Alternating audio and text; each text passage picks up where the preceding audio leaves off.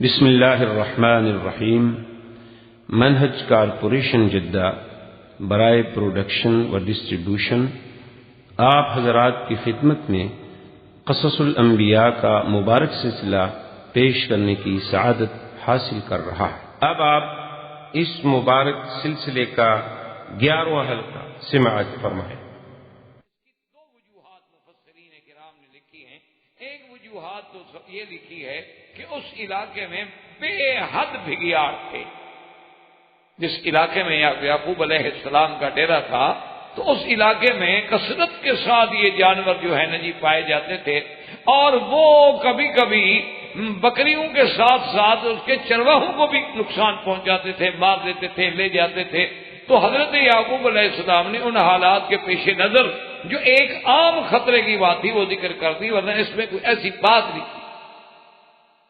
جیسے آپ مثلا کسی راستے سے جا رہے ہیں یا آپ طائف جائیں، ہدا کے راستے سے جائیں، تو اگر آپ کا کوئی دوست ہو تو وہ آپ کو سمجھاتا ہے کہ بھئی وہ راستے میں ایک جگہ آتی ہے وہاں بہت بندر ہوتے ہیں، وہاں ایسا نہ کرنا، خیال رکھنا کہ گاڑی کبھی کبھی وہ غصے میں آگے گاڑی بھی توڑ دیتے ہیں، شیشے بھی توڑ دیتے ہیں، پتھر مارتے۔ کوئی لڑکا پہلے ان کو چھیڑا ہے نا جی، اور بدقسمتی سے آپ پھنس گئے وہاں، چھیڑنے والا تو گیا۔ تو کئی لوگ جناب اللہ معاف کرے وہاں وہ گاڑیاں توڑوا کے آ جاتے۔ وہ تو بندر ہے، جانور ہے، اس کو کیا ہے، وہ تو غصے میں ہے نا کہ مجھے چھیڑا کیوں کسی نے۔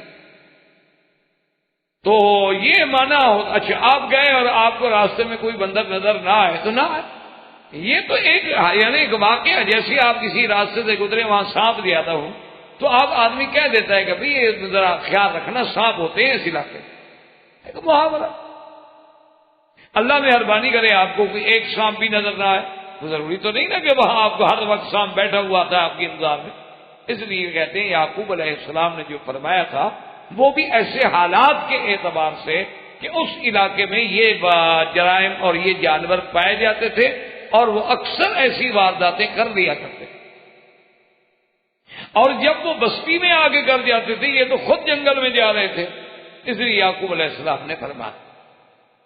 اور بعض مفسرین کرام نے فرمایا کہ نہیں، اصل بات یہ تھی کہ یعقوب علیہ السلام نے بھی ایک خواب دیکھا تھا کہ آپ جنگل میں ایک اونچی جگہ پہ کھڑے ہیں اور یوسف علیہ السلام جو ہے حضرت یعقوب کے دامن کے نیچے چھپے ہوئے، اور 10 بھیڑیے جو ہیں وہ ہر طرف سے گھیرے ہوئے ہیں اور وہ یوسف علیہ السلام پہ حملہ کرنا چاہتے ہیں، اور یعقوب علیہ السلام اس کو چھپائے ہوئے ہیں، اور یوسف علیہ السلام بھی دامن یعقوب میں اپنے ابا کے دامن میں اتنے چھپے ہیں کہ باہر نہیں نکلتے۔ اتنی میں ایک بھیڑیا آ کے سب کو بھگاتا ہے، ان بھیڑیوں میں سے ایک بھیڑیا وہ آ کے ان کو بھگا دیتا ہے۔ انہوں نے یہ خواب دیکھا تھا تو وہ خواب ان کے دماغ میں تھا کہ بھئی 10 کا عدد بھی ہے اور قصہ بھی یوسف علیہ السلام کا ہے، تو اس لیے اس خواب کا جو تعبیر ان کے دماغ مبارک میں تھی وہ پیغمبر نے ذکر کر دی کہ بھئی اس کو جو میں تمہارے ساتھ بھیج دوں، اور اگر اس کو کسی جانور نے نقصان پہنچا دیا اور تم اپنے کھیل کود میں لگے ہوئے تو پھر کیا ہوگا؟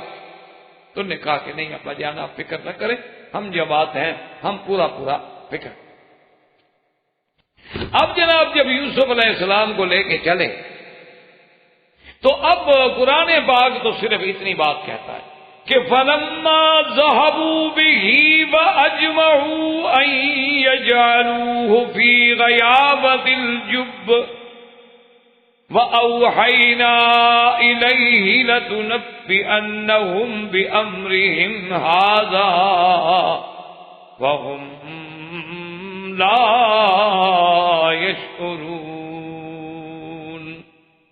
اللہ کا قرآن تو اتنی بیان کرتا ہے کہ جب آپ ان کو لے کے چلے گئے اور اس بات پہ اتفاق کر لیا کہ ان کو ایک ایسے دور افتادہ غیر آباد کنویں میں ڈال دیں، لیکن مفسرین کرام نے لکھا ہے کہ یعقوب علیہ السلام کو خوش کرنے کے لیے تو انہوں نے پہلے یوسف علیہ السلام کو جناب کندھے پہ بٹھا لیا۔ نہیں بیٹا آپ ہمارے بھائی ہیں، آپ چھوٹے ہیں، آپ کیوں پیدل چلتے ہیں، ہم تو آپ کو اٹھا کے لے جائیں گے تاکہ ابا خوش ہو جائیں۔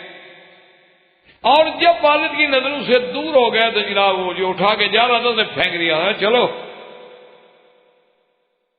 اب یوسف علیہ السلام چھوٹے ہیں اور وہ جوان ہیں، وہ کہتے ہیں ہمارے ساتھ چلو۔ یوسف ذرا پیچھے ہوتے ہیں تو تھپڑ مارتے۔ حتیٰ کہ یوسف علیہ السلام کا پاؤں زخمی ہو گیا. وہ جب بیٹھ گیا تو انہوں نے اور مارا کہ جلدی کرو. اب یوسف علیہ السلام کہیں اللہ کے بندے کچھ خوف خدا کرو, کچھ ہو, آخر ہو تو تم میرے بھائی کیوں مجھ پہ ظلم کر رہے ہو, میں نے کیا قصور کیا ہے؟ کہتے ہیں ہاں اچھا تم اب ہمیں بھائی بناتے ہو, جاؤ اب ان ستاروں کو اور چاند کو اور سورج کو بلاؤ, وہ آگے تمہیں چھڑائیں. وہ جو تمہیں خواب میں نظر آتے ہیں نا اتنے بڑے بڑے سیارے, اتنے بڑے بڑے ستارے, ان کو بلاؤ. تو اسی طرح بہرحال ستاتے ہوئے, تکلیفیں دیتے ہوئے ان کو ایک ایسے کنویں پہ لے آئے, اور یہ کنواں جو ہے اس زمانے میں اس جگہ کا نام تھا دوتن. یہ اردن اور شام مصر کے درمیان میں ایک جگہ ہے, اور اس جگہ کو اس زمانے کے اعتبار سے دوتن کہا جاتا تھا, وہی یہ کنواں تھا. اور بعض علماء یہ بھی کہتے ہیں کہ دراصل یہ اردن کے بادشاہ نے اس کنویں کو بنوایا تھا, اور یہ بڑا کنواں تھا تاکہ یہاں آبادی کی جائے اور یہاں کچھ لوگوں کو آباد کیا جائے. اور اس وقت مصر پہ جو حاکم تھا ابو قیس, بعض کہتے ہیں کہ ریان, اور مصر کا دارالخلافہ جو ہے یہ تھا مفلس میں, یہ قاہرہ میں نہیں تھا. اور اس کو مصری جو ہیں وہ منف بھی کہتے تھے, اصل دارالخلافہ ان کا وہاں.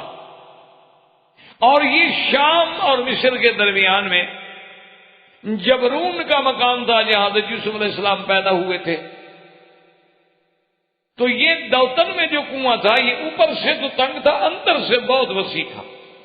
یعنی وہ اس انداز میں بنایا گیا تھا کہ اوپر سے تو جی بس وہ پانی کا ڈول ہی ڈالنا ہے, لیکن اندر اس کو بہت وسیع بنایا گیا تھا. اور اس کے اندر وہ ایک جگہ پر انہوں نے لکڑی کی ایک جگہ بھی بنائی تھی کہ کبھی کبھی اگر یعنی پانی اس کا بہت نیچے چلا جائے تو اتر کر لوگ اسی لکڑی پہ کھڑے ہو کے اس کی صفائی بھی کرتے تھے, اور وہاں سے پھر پانی. تو حضرت یوسف علیہ السلام کو لے کے آئے اور اس میں انہوں نے ڈالا. بعض کہتے ہیں کہ ڈول میں ڈالا, لیکن صحیح روایات یہ ہیں کہ ڈول میں کیا ڈالنا تھا. جو قتل کرنے کے ارادے سے لائے تھے انہیں کون سی ہمدردی تھی کہ یوسف علیہ السلام کو چوٹ نہ لگے.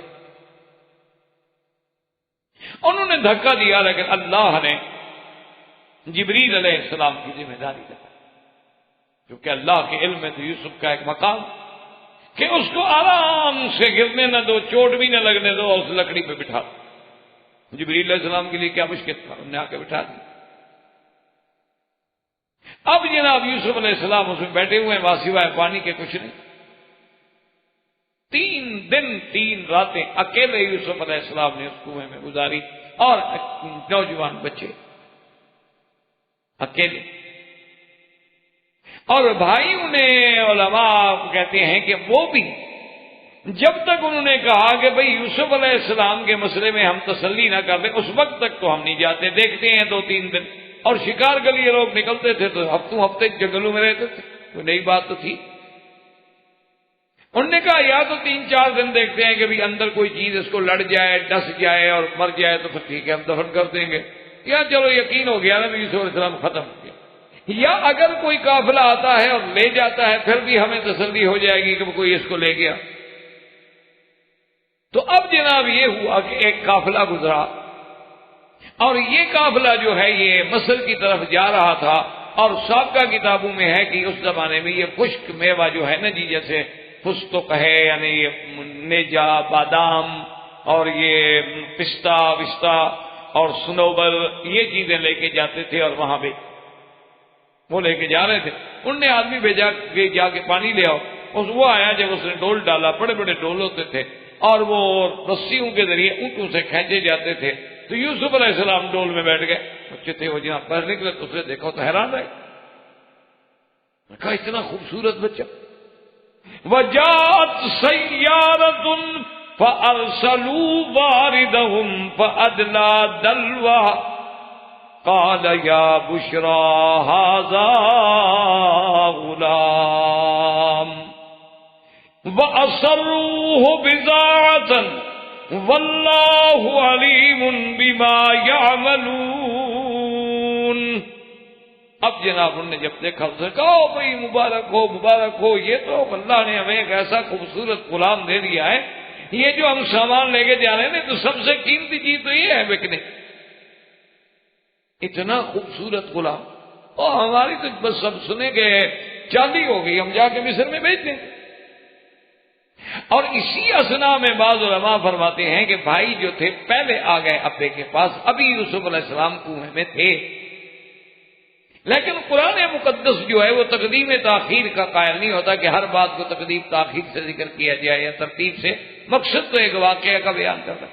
یہ یہاں قافلہ کہتے ہیں کہ نکالنے کے فکر میں ہے، اور ادھر جو ہے بھائی جو تھے، اور بعض علماء فرماتے ہیں کہ کچھ بھائی جو ہیں وہ آ گئے، اور کچھ بھائیوں نے یہ تأثر دینے کے لیے کہ وہ یوسف کو ڈھونڈ رہے ہیں وہ کنویں کے قریب رہ گئے، اور جب یہ آئے تو یہ کس حال میں آئے، وَجَاءُوا عَلَىٰ قَمِيصِهِ، اور ایک جگہ قرآن کہتا ہے وَجَاءُوا أَبَاهُمْ عِشَاءً يَبْكُونَ، رات کے وقت روتے ہوئے جناب۔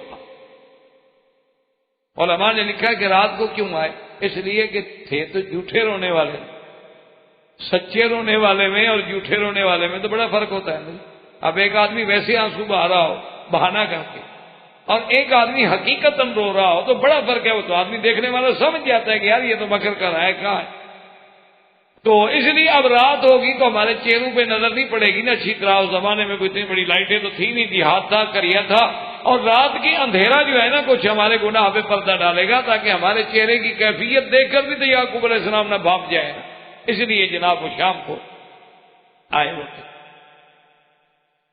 اسی لیے علماء نے لکھا ہے کہ کسی کے رونے سے بھی مظلومیت کا فیصلہ نہیں ہوتا، اسی لیے حضرت قاضی شرح کی خدمت میں ایک بزرگ بیٹھے ہوئے تھے کہ ایک عورت آئی اور اس نے آ کے جناب بڑا باویلا کیا، بڑی فریاد کی، بڑی روئی، میں مظلوم ہوں، میرے ساتھ ظلم ہوا، میرے ساتھ ظلم ہوا۔ تو جو ساتھ بیٹھے تھے وہ بڑے متاثر ہوئے، انہوں نے قاضی شرح سے کہا کہ مہربانی کرو یار، اس بیچاری یہ تو مظلومہ ہے، اتنا ظلم ہے، دیکھو اس کے تو آنسو نہیں تھمتے، رو رہی ہے، اس کی پہلے فریاد سنو، اس کا کام کر دو۔ اس نے کہا اس کے رونے کو نہ دیکھو، جب تک کہ دوسری پارٹی کو میں نہ بلا لوں اس وقت تک میں فیصلہ نہیں کر سکتا، اگر صرف رونے کو دیکھنا ہے تو جاؤ اباؤ عشاء یبکون، روئے تو حضرت یوسف کے بھائی بھی بہت زیادہ، پھر صرف رونا تو کوئی دلیل نہیں ہو سکتا۔ اب جناب اس کے بعد قرآن کہتا ہے کہ انہوں نے آ کے کہا کہ قالوا یا ابانا انا ذهبنا نستبق وتركنا يوسف عند متاعنا فأكله الذئب وما أنت بمؤمن لنا ولو كنا صادقين۔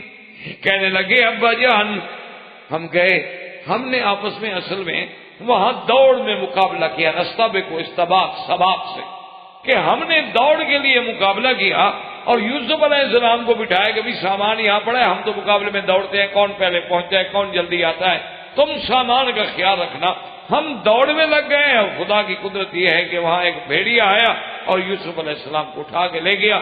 وما انت بمؤمن لنا ولو كنا صادقین، دراصل ہم چاہے کتنا سچے ہوں آپ مانیں گے نہیں، اس لیے کہ آپ تو پہلے کہتے تھے کہ بھیڑیا لے جائے گا، آپ کی بات سچی ہو رہی ہے، اور ہم نے کہا تھا کہ ہم غفلت نہیں کریں گے، ہماری بات بظاہر جو ہے وہ غلط ہو رہی ہے، لیکن ہم ہیں سچے کہ واقعی ان کو بھیڑیا لے گیا ہے۔ لیکن بہرحال آپ کی ایسی بات ہے کہ آپ ہمیں سچا نہیں مانیں، لیکن ہم سچ کہہ رہے ہیں۔ اللہ کے پیغمبر کے سامنے انہوں نے ایک اور دلیل کیا پیش کی، وَجَاءُوا عَلَىٰ قَمِيصِهِ بِدَمٍ كَذِبٍ، انہوں نے حضرت یوسف علیہ السلام کے قمیص پہ ایک بکرا لے کے، ایک شکار کا کوئی جانور لے کے ذبح کر کے اس کا خون بھی لگا دیا۔ کہا ابا جان آپ ہماری بات نہ مانے، دیکھیں یہ یوسف علیہ السلام کا قمیص، یہ حملہ ہے۔ تو حضرت یعقوب علیہ السلام نے جب دیکھا تو انہوں نے فرمایا کہ بھائی بہرحال جو کچھ تم کہہ رہے ہو ٹھیک ہے، لیکن آج تک تاریخ میں اتنا ذہین اور اتنا شریف بھیڑیا نہیں دیکھا گیا کہ اس نے یوسف کو تو کھا لیا لیکن قمیص نہیں پھاڑا۔ کہا کہ بڑا اچھا پڑھا لکھا بھیڑیا تھا، بہت ہی سمجھدار، کہ اس نے باقاعدہ پہلے یوسف علیہ السلام کہا کہ تم قمیص اتار کے رکھ لو چونکہ میں نے آپ کو کھانا ہے۔ اچھا پھر قمیص کو خون بھی لگاتا ہے لیکن خون پھٹتا نہیں قمیص، اصل میں چونکہ علماء نے لکھا ہے کہ جھوٹ ہے وآفت الکذب النسیان، کہ جھوٹے آدمی کی سب سے بڑی بات یہ ہے کہ پھر بھولتا ہے اور کیا کرے، کیونکہ کوئی نہ کوئی بھول ہوگی تو جھوٹ پکڑا جائے گا نا۔ اصولی سی بات ہے کہ سچ بولا جاتا ہے اور جھوٹ جو ہے وہ گھڑا جاتا ہے۔ الصدق ینجی والکذب یہلک، صدق جو ہے وہ نجات کا ذریعہ بنتا ہے اور جھوٹ جو ہے وہ ہلاکت کا ذریعہ بنتا ہے۔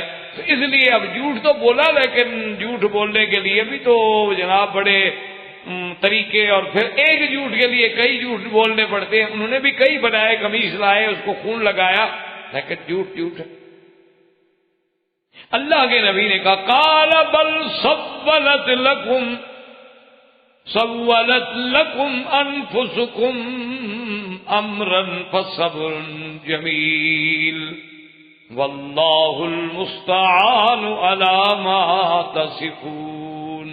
حضرت یعقوب علیہ السلام نے فرمایا کہ میرے بیٹے یہ سب تمہارے نفس کی شرارت ہے، اسی نے تمہیں سکھایا ہے، تم یہ ایک ڈرامہ بنا کے گھڑ کے قصہ کہانی لے کے آئے ہو، اور یہ بات بھی بلا کوئی عقل میں آنے کی ہے کہ جانور کسی پہ حملہ کرے اس کا کپڑے بھی نہ پھٹے، لیکن فصبر جمیل، ایک طرف بیٹا ہے تو دوسری طرف بھی تو اولاد، واللہ المستعان علی ما تصفون، اور اللہ ہی میری بہتر مدد کرنے والے ہیں، جو تم کہہ رہے ہو اللہ مدد کریں گے۔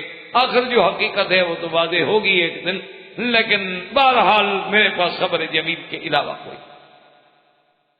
اور ادھر جناب قافلے والوں نے نکالا اور خوشیاں منائی کہ غلام غلام غلام غلام۔ اب جناب وہ اس کو اور کہنے لگے کہ ایسا کرتے ہیں کہ وَأَسَرُّوهُ بَضَاعَةً، یہ ہماری قیمتی پونجی ہے، لیکن اس کو قافلے میں چھپا کے رکھو کہیں پتہ نہ لگ جائے، کہیں اس کے صحیح وارث بھی نہ پہنچ جائیں، اس کو ذرا چھپا کے حفاظت کے ساتھ لے جاؤ۔ اللہ نے فرمایا واللہ علیم بما یعملون، اللہ سب جانتے ہیں جو کچھ کر رہے ہیں، ان کو اللہ کو ہی پتا ہے نا کہ ہم نے تو یوسف کو مصر پہنچانا تھا، دیکھو کیسے اسباب پیدا کر دیے، قافلے والے لے آئے اور پھر اس کو چھپا چھپا کے لے جا رہے ہیں کہ کہیں اس کی اپنی بستی والے آگے چھڑا کے نہ لے جائیں۔ تو اس لیے اللہ فرماتے ہیں کہ میں جانتا ہوں جو کچھ تم کر رہے ہو۔ اب جناب قرآن مجید نے فرمایا کہ وَشَرَوْهُ بِثَمَنٍ بَخْسٍ وَشَرَوْهُ بِثَمَنٍ بَخْسٍ دَرَاهِمَ مَعْدُودَةٍ وَكَانُوا فِيهِ مِنَ الزَّاهِدِينَ۔ یاد رکھو ایک لفظ ہوتا ہے شرا اشری یا اشترا، شراؤ کا معنی بیچنا ہوتا ہے، اشترا کا معنی خریدنا ہوتا ہے، کہ انہوں نے بیچ دیا یوسف علیہ السلام۔ اب سمجھیں اس میں دو قول، بعض علماء نے تو کتابوں میں اور تفاسیر میں تاریخ میں یہ لکھا ہے کہ حضرت یوسف علیہ السلام جو ہیں وہ جب ان کو مصر میں لے گئے تو قافلے والوں نے معمولی سے پیسے لے کے بیچ ڈالا، انہوں نے کہا جلدی کرو جان چھوڑائیں، کہیں ایسا نہ ہو کہ اصل وارث آ جائیں، کیونکہ وہ قانون فی من الزاہدین وہ تھے اس میں سے نکلنے والے، جان چھڑانے والے۔ ایک قول تو یہ ہے کہ وہ شرعو ہو یعنی باؤ ہو، انہوں نے بیچ دیا، کیونکہ اس کے بعد اگلی آیت آتی ہے کہ لیا کس نے مصر میں امرات اپنا عزیز نے۔ اس لیے بعض علماء نے تو یہ ترجمہ کیا ہے کہ قافلے لے جانے والے قافلے والوں نے مصر میں جا کر یوسف علیہ السلام کو چند یعنی بخش کا معنی تو حرام پیسہ بھی ہوتا ہے، اور بخش کا معنی مزیف یعنی کھوٹا سکہ بھی ہوتا ہے، اور دراہمہ معدودہ کا معنی بھی چند، یہ بعد نے کہا کہ 40 درہم اور بعد نے کہا کہ 20 درہم میں بیچ دیا یوسف۔ اور بعض مفسرین فرماتے ہیں کہ نہیں، جب قافلے والوں نے یوسف علیہ السلام کو نکالا تو اصل میں وہ جو بڑا بھائی تھا نا ان کے بچانے کی کوشش کر رہا تھا، وہ آتا تھا دیکھنے کے لیے 3 دن کے بعد کہ میں دیکھوں کہ اگر یوسف علیہ السلام زندہ ہے تو چلو اس کو کوئی کھانا کوئی چیز بھی مدد کروں، یا میں اس کو نکال کے کہیں چھپا دوں۔ وہ جب آئے تو ان کو پتہ لگا کہ وہ تو قافلے والے لے کے گئے، قافلے والے بھی ساتھ تھے، ان نے بھائیوں سے کہا تو بھائی سارے پہنچ گئے، انہوں نے کہا غلام نابغ منا، کہ یہ تو ہمارا غلام ہے، عبد ہے، ہم سے بھاگ کے گیا، تم نے کیسے اس کو پکڑ لیا؟ انہوں نے کہا عقل کی بات کرو بھائی، ہم نے تو بھاگتا ہوا غلام نہیں پکڑا آپ کا، ہم نے تو کنویں سے نکالا ہے اس کو، اگر تمہارا غلام ہے تم نے اس کو کنویں میں ڈال دیا تھا۔ انہوں نے کہا اچھا زیادہ بات نہ کرو، ہم اس غلام سے ویسے بھی تنگ ہیں، تم نے لینا ہے خریدنا ہے؟ انہوں نے کہا جی ہم لیتے ہیں۔ انہوں نے کہا ٹھیک ہے قیمت کرو۔ اب چونکہ بھائی بھی تو جان چھوڑنا چاہتے تھے، ان کا مقصد بھی یہی تھا کہ بھئی کنویں سے تو نکل گیا، ہم مار بھی نہ سکے، چلو اب قافلے والے لے کے جا رہے ہیں، ہم سے تو گیا نا دور۔ تو اب ان بھائیوں نے بیچ ڈالا یوسف علیہ السلام کو، یعنی بثمن بخس، یعنی بالکل معمولی سی قیمت لے کر، نا قدری قیمت لے کر، دراہم معدودہ، چند دراہم، کیونکہ اگر بہت زیادہ پیسہ ہو تو پھر اس کو دراہم نہیں کہا جاتا، گنا بھی نہیں، جیسے ہم کہتے ہیں نا جی گنے چنے پیسے، گنی چنی بات، دو چار باتیں جو کہ اس لیے بعض علماء نے کہا کہ 40 درہم میں سودا کیا تو 10 بھائی تھے، انہوں نے کہا یا تقسیم کر لو، 4 درہم یوسف علیہ السلام کے ان کو مل گئے۔ بعض کہتے ہیں کہ انہوں نے 20 درہم میں بیچ دیا، 2 درہم لے گئے یوسف علیہ السلام کے، جناب جان چھوڑا۔ اب یوسف علیہ السلام کو یہ قافلے والے لے کر کہاں پہنچے؟ مصر میں۔ اور اس دور میں باقاعدہ مصر میں مارکیٹیں ہوتی تھیں، بازاریں ہوتی تھیں، جہاں غلام، لڑکے، لڑکیاں، باقاعدہ منڈیاں سجتی تھیں اور اس میں بیچے جاتے تھے۔ اور اس دور میں بڑے بڑے شعراء اور بڑے بڑے لوگ آتے تھے، وہ اپنے ان غلاموں کے بارے میں ایسے ایسے اشعار اور ان کا حسن، ان کا جمال وہ بیان کرتے تھے تاکہ خریدار جو ہے وہ زیادہ مائل ہو۔ اور اسی طرح وہ لڑکیاں جو بیچی جاتی تھی تو ان کو ناچ، یہ وہ گانا وانا، یہ سب چیزیں سکھلائی جاتی تھی، چونکہ وہ قوم جو ہے نا بہت بڑی، اس دور میں بھی بڑی ایڈوانس۔ یہ جیسے آج آپ کی قومیں کہتی ہیں نا جی ہم چھری کانٹا، چھری کانٹا تو زلیخا کے زمانے میں تھا، وہ تو اس وقت بھی عادت اللہ واحد من سکینن، ہر کسی کو چھری کانٹا پکڑایا کہ کھاؤ ایسے کھاؤ، وہ تو اور میز پہ لگایا عادت اللہ واحد، اور متکان ٹیبل لگائی، کرسی لگائی۔ یہ تو اس زمانے میں اتنے ایڈوانس تھے تہذیب مصر، وہ اتنے آگے تھے۔ یہ جو ہماری لڑکیاں اب ڈانس سیکھ رہی ہیں یہ تو اس دور میں وہ سیکھتے، جیسے اب ہم ترقی کر رہے ہیں نا، اب ہم ایڈوانس ہو رہے ہیں، ہم بھی ماڈرن ہو رہے ہیں اور نئی دنیا میں آ رہے ہیں، اور اس کے بعد ہمارے ترقی اور حقوق انسانی، اور اس لیے اب تو مسلمانوں کی لڑکیاں بھی ماشاءاللہ یعنی ورلڈ میں مقابلہ حسن میں آ رہی ہیں، جیت رہی ہیں۔ دیکھیں کتنی ہم نے ترقی کی، کہاں پہنچے، اور اسی پہ ہم بڑے فخر کرتے ہیں۔ لیکن آج کوئی آدمی ہاتھ سے روٹی کھائے تو اس کو بڑی حقارت کی نظر سے دیکھا جاتا ہے، کہتے کوئی وہی دقیانوسی ملا ہے نا، دیکھو انگلیاں گندی کر کے بیٹھا ہوا ہے، یار اس کو کھانے کی تہذیب بھی نہیں، چمچ ہے، کانٹے ہیں، چھری ہے، ٹیبل ہے، ہر چیز ہے۔ اس کے بعد جناب ہمارے تو یہ، حالانکہ آپ یہ کوئی نئی بات نہیں، یہ تو یوسف علیہ السلام کے زمانے کی بات ہے، تم نے کیا ترقی، تم تو بنا جاہلیت کی طرف جا رہے ہو، یعنی حضور صلی اللہ علیہ وسلم سے بھی ہزاروں سال پہلے ان کے پاس یہ تہذیب موجود تھی۔ اور اسی بھی یہ تہذیب مصر میں یہ شامل تھا، لڑکیوں کا رقص، تہذیب مصر میں یہ شامل تھا لڑکیوں کا بیچنا، فروخت کرنا، منڈیاں لگتی اور ان کے جناب بڑے بڑے نظارے ہوتے۔ تو یوسف علیہ السلام جب مزار میں آئے تو ان کا بھی غلغلہ ہو گیا کہ بھئی ایک ایسا خوبصورت آدمی آیا ہے، ایسا خوبصورت غلام ہے کہ آج تک دیکھا نہیں گیا، کیونکہ اسی لیے جیسے کہ روایات میں آتا ہے کہ لقد اوتیا شطر الحسن، کہ اللہ نے ان کو آدھا حسن دیا تھا۔ بعض علماء فرماتے ہیں کہ آدھا حسن ساری کائنات کو ملا اور آدھا یوسف کو ملا، اور بعض علماء فرماتے ہیں نہیں، آدھا حسن سے مراد ہے آدھا حسن آدم، یعنی آدم علیہ السلام کو جو اللہ نے جمال دیا تھا اس کا آدھا جمال جو ہے وہ یوسف علیہ السلام کو ملا تھا۔ کیوں؟ آدم کا جمال اتنا ہوگا کہ قیامت میں ہر بندہ جب جنت میں جائے گا تو اسی آدم علیہ السلام کے قد و قامت میں جائے، اور سب سے اول انسان جس کو اللہ نے اپنے ہاتھوں سے بنایا وہ کتنا خوبصورت ہوگا۔ اللہ نے فرمایا کہ میں نے اس کو ہاتھوں سے بنایا، خلقت بیدی۔ یوسف علیہ السلام کے بارے میں تو نہیں آیا کہ اللہ نے ہاتھوں سے بنایا۔ اور بعض علماء نے فرمایا کہ جمال سے مراد ہے اپنے دور میں، اپنے زمانے میں، ورنہ تو حضور صلی اللہ علیہ وسلم کا جمال جو ہے وہ یوسف علیہ السلام سے بھی زیادہ تھا، جس کو سیدہ عائشہ صدیقہ بنت صدیق رضی اللہ تعالی عنہ نے فرمایا کہ زنان مصر نے یوسف کا جمال دیکھا تھا اور ہاتھوں پہ چھریاں چلا دی تھی. واللہ لو رأینا جمال محمد لقطعن قلوبہن، اگر خدا کی قسم میرے محبوب کا جمال دیکھتی تو دلوں پہ چھریاں پھیرتے. جمال تو حضور صلی اللہ علیہ وسلم کا سب سے زیادہ، اس لیے بعض علماء نے فرمایا نہیں اپنے زمان. بہرحال اللہ نے اتنا جمال دیا تھا کہ کوئی یعنی دیکھنے کی تاب نہیں ہوتی تھی. بعض اوقات یوسف علیہ السلام پردہ کر کے چلتے کہ لوگ فتنے میں مبتلا نہ. وقال الذي اشتراه من مصر لامرأته اکرمی مثواه عسى ان ينفعنا او نتخذه ولدا وكذلك مكنا ليوسف في الارض وَلِنُعَلِّمَهُ مِن تَأْوِيلِ الْأَحَادِيثِ وَاللَّهُ غَالِبٌ عَلَىٰ أَمْرِهِ وَلَٰكِنَّ أَكْثَرَ النَّاسِ لَا يَعْلَمُونَ.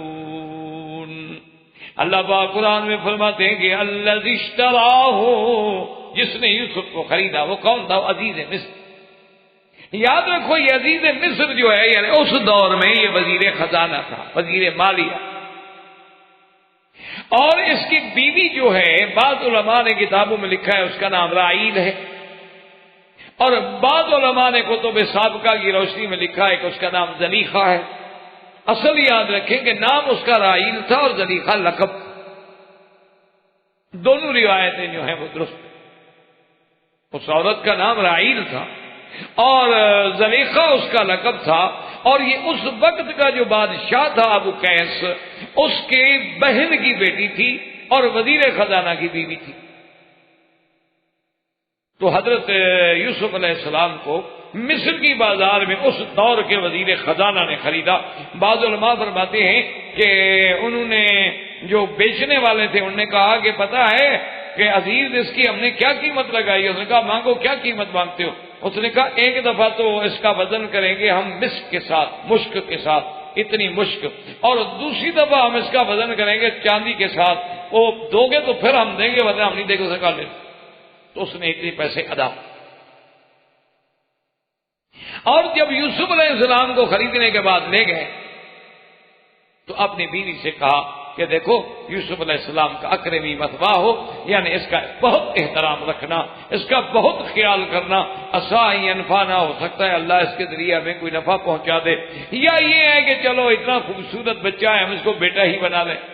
کیونکہ اصل وجہ یہ بھی لکھی ہے مفسرین کرام نے کہ وہ جو وزیر خزانہ تھا وہ انین تھا، نامرد تھا، اس کی اولاد ہونی نہیں تھی، اس کی اولاد تھی کوئی نہیں. اب چونکہ بڑا آدمی تھا، پیسے والا تھا، لہذا شادی کر کے بظاہر اپنے عیب پہ پردہ ڈالا ہوا تھا، ورنہ تھا جو وہ انین، وہ اس قابل ہی نہیں تھا کہ اس کی اولاد. اس لیے اس نے کہا کہ یوسف علیہ السلام ہو سکتا ہے کہ ہمارے لیے باعث نفع ہو یا ہم اس کو بیٹا بنا لیں. اللہ فرماتے ہیں کہ اس طرح ہم یوسف علیہ السلام کو یہ سیدھا یعنی بھائیوں نے کنویں میں ڈالا اور ہم کنویں سے اٹھا کے سیدھا وزیر خزانہ کے گھر میں لے آئے کہ ہمارا انتظام بھی دیکھیں. اللہ فرماتے ہیں کہ دشمن کیا کر رہا ہے اور مولا کیا کر رہا ہے. وَكَذَلِكَ مَكَّنَّا لِيُوسُفَ فِي الْأَرْضِ، اور ہم نے اس طرح پھر جمایا یوسف علیہ السلام کو زمین میں، اس کو تمکین عطا فرمائی، اس کو ٹھہراؤ عطا فرمایا کہ وزیر خزانہ کے گھر میں پہنچ گئے. اور اس کے بعد لِنُعَلِّمَهُ مِن تَأْوِيلِ الْأَحَادِيثِ، اور ہم نے علم دیا ان کو خواب کے تعبیر. وَاللَّهُ غَالِبٌ عَلَىٰ أَمْرِهِ وَلَٰكِنَّ أَكْثَرَ النَّاسِ لَا يَعْلَمُونَ. اللہ غالب ہے، اللہ کا حکم ہر چیز پہ غالب ہے، لوگ نہیں جانتے، نہیں سمجھتے. اب جب یوسف علیہ السلام آئے تو اللہ نے جمال بھی دیا تھا، اللہ نے کمال بھی دیا تھا، اور پھر نبی کا بیٹے ہیں کو مذاق تو ہے نہیں جی. ایسا حسن نظم کے عزیز نے کہا کہ سارا ہمارا جو داخلی معاملہ ہے سب تمہارے، یہ محلات، یہ قصور، یہ نظام، یہ صفائی، ملازمین، ان کی تنخواہیں، یوسف علیہ السلام سب تمہارے سپرد ہے. اللہ تبارک و تعالیٰ نے اس انداز میں یوسف علیہ السلام کی تربیت جو تھی وہ شروع کروا. یہ تو اللہ کی حکمت ہے. یعنی اب یعنی اندازہ فرمائیں کہ جو قیدی بن گیا تھا، جو کنویں میں قید تھا، جو غلام بن کے بک رہا تھا، اب وہ مصر کے وزیر خزانہ کے گھر میں اس کے پورے نظام کا کنٹرول اس کے، اور اتنا اعلیٰ انتظام کیا انہوں نے. کہتے ہیں کہ عزیز تو حیران ہو کہ بھئی اتنا بچہ ہے، 16 17 18 سال کی عمر ہے، اور اتنا یہ ذہین ہے اور اتنا یہ نظم و نسق کو سمجھنے والا ہے کہ ہر ملازم پہ، ملازماؤں پہ، سب پہ نظر. فَلَمَّا بَلَغَ أَشُدَّهُ آتَيْنَاهُ حُكْمًا وَعِلْمًا. اور پھر جب وہ اپنے کمال رشد کو پہنچے، اللہ فرماتے ہیں ہم نے ان کو حکم بھی عطا فرمایا، علم بھی عطا فرمایا. وَكَذَلِكَ نَجْزِي الْمُحْسِنِينَ. اور اپنے نیک بندوں کو، صالح بندوں کو ہم اسی طرح بدلہ دیا کرتے ہیں، اسی طرح ہم جزا دیا کرتے ہیں کہ جیسے ہم نے حضرت یوسف علیہ السلام کو اتنا بڑا بدلہ دیا، اتنی بڑی عزت دی، اتنا بڑا مقام دیا ہم نے کہ اب یوسف علیہ السلام کی شان دیکھنے والی ہے. اب جناب ان کا لباس بھی شہزادوں والا، ان کی رہائش بھی شہزادوں والی، اٹھنا بیٹھنا بھی شہزادوں والا، اور پھر پورا جو داخلی انتظام ہے سب کا سب حضرت یوسف علیہ السلام کے سپرد ہو گیا. ادھر سے یوسف علیہ السلام کا یہ مرتبہ آیا اور ادھر سے امتحان کی ایک دوسری کڑی شروع ہو گئی کہ پہلے بھائیوں کی وجہ سے امتحان میں آئے. خدا کی شان، اللہ کے نیک بندوں میں بڑے بڑے عجیب امتحان آتے ہیں، ابتلا آتے ہیں.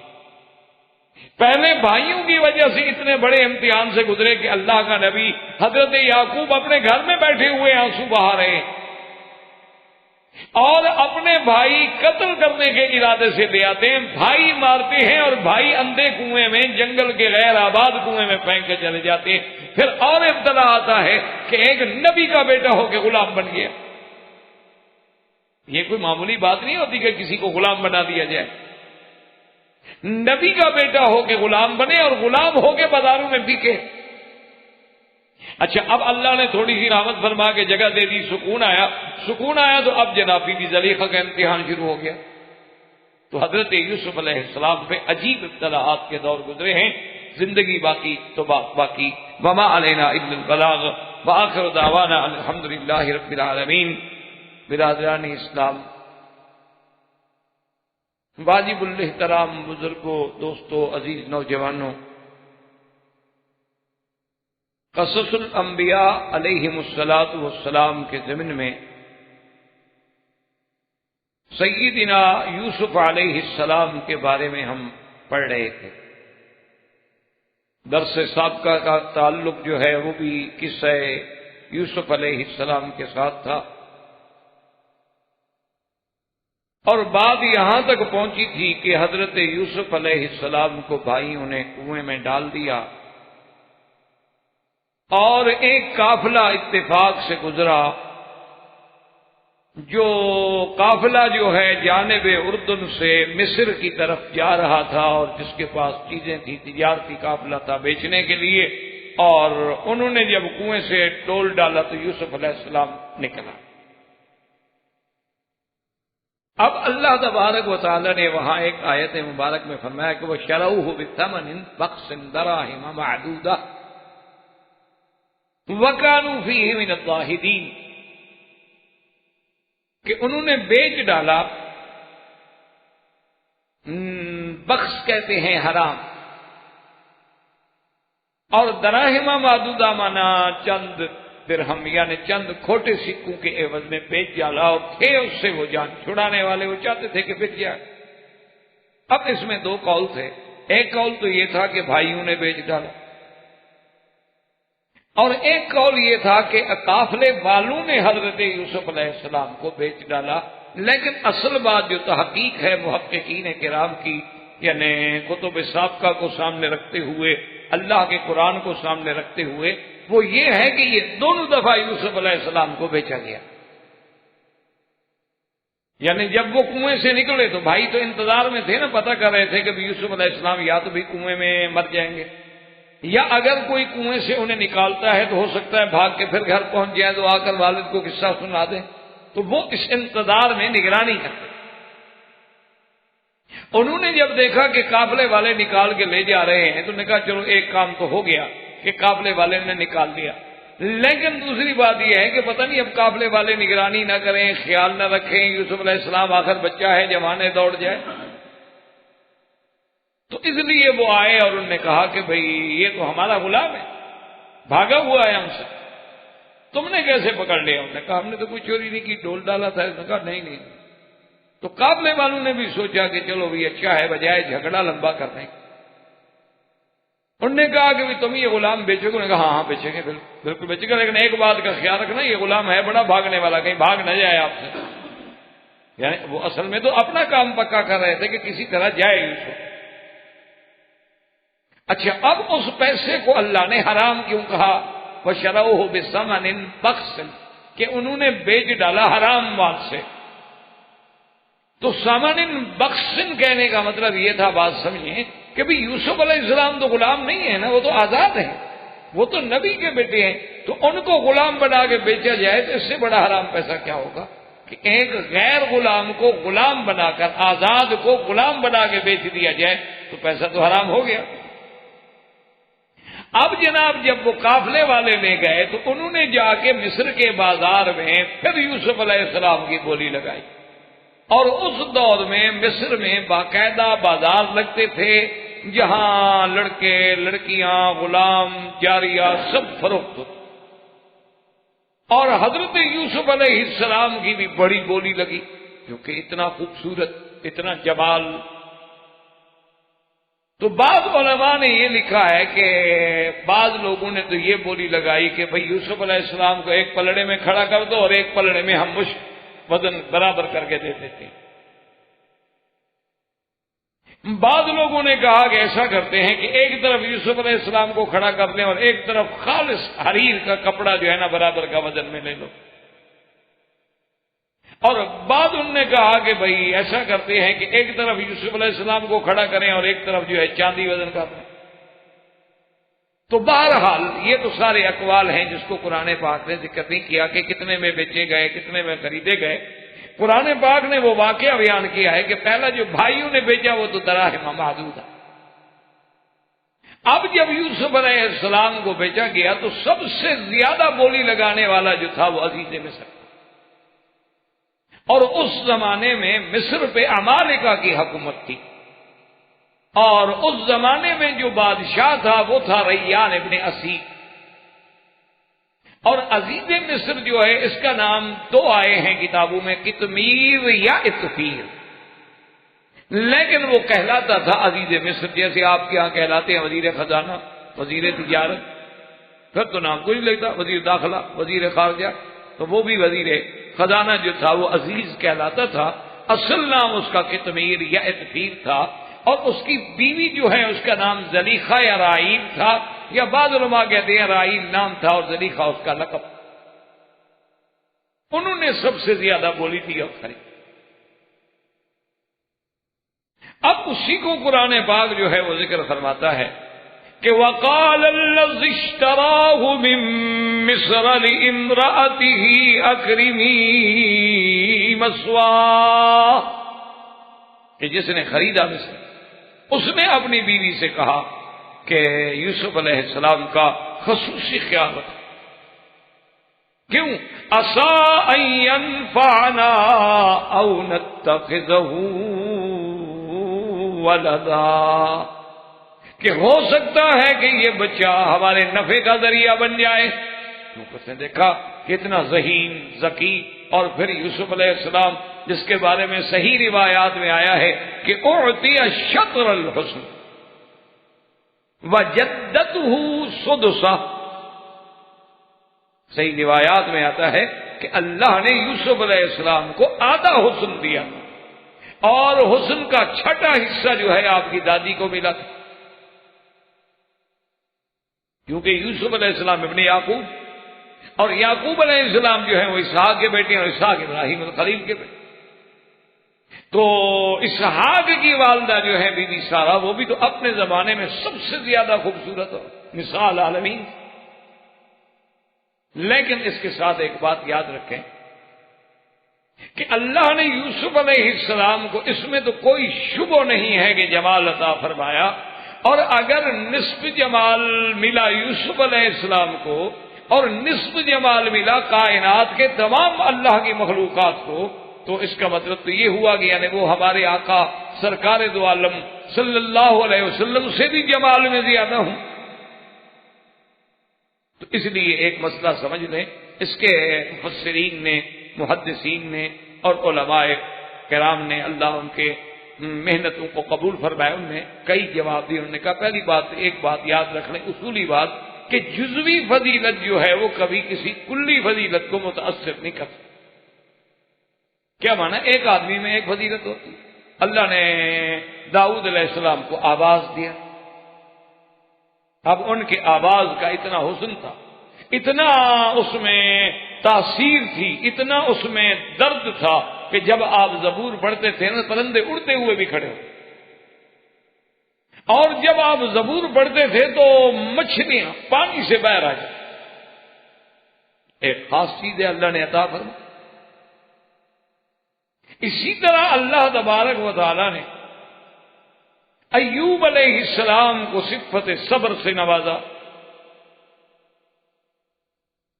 اسی طرح اللہ تبارک و تعالی نے مختلف انبیاء علیہم الصلاۃ والتسلیم کو بعض خاص ایک ایک چیز عطا فرمائی۔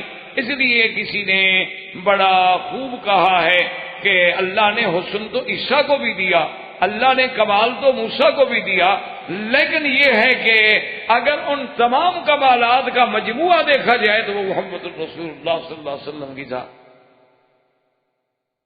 اس لیے ہمیشہ یاد رکھیں کہ جیسے صفت حیا حضرت عثمان میں زیادہ تھی، صفت قضا یعنی فیصلہ کرنے کی قوت وہ حضرت علی میں زیادہ تھی۔ اچھا، حق کے لیے شجاعت اور سختی حضرت عمر میں زیادہ تھی، لیکن مجموعی طور پر جو فضیلت ہے وہ سیدنا ابی بکر کی تھی کہ افضل بعد رسول اللہ صلی اللہ علیہ وسلم۔ اس لیے ہمیشہ یاد رکھیں کہ اگر ایک طرف ہم صرف حسن کو دیکھیں گے، ایک طرف ہم صرف جمال کو دیکھیں گے، تو یہ جزوی فضیلت ہے جو ہمارے آقا کی کلی فضیلت کو قاطع نہیں ہو سکتی، نقصان نہیں ہو سکتی۔ کہ میرے مدنی میں تو صرف جمال نہیں، جمال بھی ہے، کمال بھی ہے، جلال بھی ہے، رحمت بھی ہے، خلق عظیم بھی ہے، وہ تو مجموعہ ہے خوبیوں کا۔ کہ کائنات حسن جب پھیلی تو لامحدود تھی، اور جب سمٹی رسول پاک ہو کر رکھے۔ ایک بات، دوسری بات یاد رکھیں، علماء نے فرمایا کہ حسن جو ہے وہ دو قسم کا ہوتا۔ ایک ہوتا ہے حسن صباحت، اور ایک ہوتا ہے حسن ملاحت۔ حسن صباحت کا معنی کیا ہوتا ہے کہ بھئی خوبصورتی ہے اور رنگ ہے۔ اچھا، بعد ایسے ہوتا ہے کہ اس میں تھوڑا سا بالکل خالص سفید تو نہیں ہے، وہ ہلکا سا سانولا پن بھی آتا ہے، ہلکا سا گندمی رنگ بھی آتا ہے، لیکن اس ملاحت میں جو کشش ہے وہ صباحت میں نہیں ہوتی۔ یعنی آج بھی آپ دیکھ لیں بہت سارے علاقے جو ٹھنڈے علاقے ہوتے ہیں نا، وہاں کے لوگ بڑے گورے ہوتے ہیں۔ اچھا، اسی طرح مثلا ایک چھوٹی سی مثال میں عرض کر دوں، آپ چونکہ مکے میں رہتے ہیں اور مکے میں رہنے والے آدمی کو ہر ملک سے سابقہ پڑتا رہتا ہے، ہر ملک کی قوم سامنے آتی رہتی ہے۔ آپ مصر کے لوگ دیکھیں ماشاءاللہ بڑے خوبصورت ہیں، لیکن جو پورٹ سوڈان کے لوگوں کے چہرے میں کشش ہے وہ مصر کے چہرے میں نہیں ہوگی۔ وہاں صرف سفیدی ہوگی، لیکن وہاں جو ہے سفیدی اور سفیدی کے ساتھ وہ جو اللہ نے، وہ چونکہ اصل میں سوڈان میں زیادہ لوگ کالے تھے، وہ بہت سفید تھے، تو درمیان میں اللہ نے ایک ملاحت پیدا۔ تو یہ تو قدرتی بات، فطری بات، جو حسن جو کشش اس میں ہوتی ہے وہ وہاں نہیں ہوتی۔ تو اس لیے بعض علماء نے فرمایا کہ وہاں صباحت تھی اور میرے مدنی کے جمال میں ملاحت، اس لیے پھر حضور کا جمال ایک وجہ سے زیادہ ہو۔ اور تیسری بات یاد رکھیں کہ یہ قاعدہ ہے عربی میں کہ جب متکلم کلام کرے نا وہ خود شامل نہیں ہوتا۔ جب متکلم کوئی بات کر رہا ہو نا، متکلم کہتے ہیں کلام کرنے والے، تو متکلم جو ہے اس میں شامل نہیں ہوتا۔ یعنی حضور نے فرمایا اوتیا یوسف شطر الحسن، یوسف علیہ السلام کو آدھا حسن دیا گیا، یعنی حضور کے ماں سوا، حضور شامل نہیں اس میں۔ کیونکہ متکلم کبھی شامل ہی نہیں ہوتا. متکلم جب بات کرے گا تو ہم نے ان کو دیا ہے، اس کا معنی یہ نہیں کہ میں نے بھی خود لیا ہے. متکلم کبھی اس میں شامل. ایک اور چوتھا جواب اس کا علماء کرام نے یہ دیا ہے کہ ایک ہوتا ہے حسن منقسم اور ایک ہوتا ہے حسن مطلق اور غیر منقسم. کیا مطلب؟ ایک چیز ہے وہ قابل تقسیم، مثلا میرے پاس 20 ریال ہیں، اب یہ قابل تقسیم ہے کہ ایک ایک ریال دے دوں تو 20 آدمی کو مل جائے گا، 2 ریال دے دوں تو 10 آدمی کو مل جائیں گے، 5 ریال دے دوں تو 4 آدمی کو مل جائیں گے، 4 ریال دے دوں تو 5 آدمیوں کو مل جائیں گے. قابل تقسیم ہے. لیکن اب اگر میں سخاوت کروں اور اینک تقسیم کر کے دینا چاہوں تو کیسے دوں؟ یہ تو ناقابل تقسیم کی گئی ہے، تو ساری دے دوں نا کسی کو. اب میں کہوں کہ نہیں جناب میں آدھی آپ لے لیں اور آدھی جناب آپ ڈاکٹر صاحب لے لیں، وہ آدھی کیا کریں گے بیچارے؟ رسی ڈال کے ایک آنکھ میں لگائیں گے. تو اس لیے اسی طرح ایک حسن ہوتا ہے جمال منقسم قابل تقسیم، اور ایک جمال ایسا ہے جو ناقابل تقسیم. تو انہوں نے کہا کہ یوسف تو اس جمال میں حصہ لے رہے ہیں جو منقسم تھا، اور محمد مدنی کا جمال جو ہے وہ تو تھا ہی غیر منقسم، اس کو تو شامل کرنے کا کوئی سوال ہی پیدا نہیں ہوتا. اس کو کیسے شامل کیا جا سکتا ہے؟ وہ تو حسن مطلق تھا اور حسن غیر منقسم تھا کہ جس کی تقسیم کی ہی نہیں اللہ نے کہ آگے کسی کو دیا ہو اور نبی کو بھی دیا ہو. اس لیے بھی حضور پاک صلی اللہ علیہ وسلم کا جمال جو ہے وہ سب سے زیادہ ہے. کہ جیسے کہ انہوں نے کہا کہ وہ تو سب کو جمع کریں لیکن تو تنہا داری، محمد مدنی اکیلے جو ہیں اللہ نے ان کو اتنا جمال. اسی لیے حضرت علی رضی اللہ تعالیٰ عنہ فرماتی ہیں کہ خدا کی قسم ہے ما رأیت قبلہ ولا بعدہ، حضور جیسا جمال نہ میں نے آپ سے پہلے کسی کا دیکھا نہ میں نے بعد میں کسی کا دیکھا. اور اسی طرح ایک حضرت ابن عباس فرماتے ہیں کانا افلج الاسنان، کہ حضور کے دانت مبارک جو تھے نا ان کے درمیان میں تھوڑا تھوڑا فاصلہ تھا. ایک تو دانت بالکل جڑے ہوئے، بالکل دانتوں کے درمیان یعنی کوئی فاصلہ ہے ہی نہیں. ایک ہے کہ نہیں دانت بالکل سیدھے برابر خوبصورت لیکن درمیان میں تھوڑا تھوڑا فاصلہ ہے. تو حضرت ابن عباس فرماتے ہیں کہ حضور کے دانتوں مبارک میں درمیان میں فاصلہ تھا. اذا تکلم یرن نور منہا، اور جب حضور بات کرتے تھے تو اندر سے نور کی لاٹیں، اندر سے نور آتا. تو یہ جمال جو ہے کسی کو نہیں ملا کسی بھی شکل میں. اور اسی طرح یعنی حضرت جابر رضی اللہ تعالی عنہ کی روایت ہے، وہ فرماتے ہیں کہ ایک رات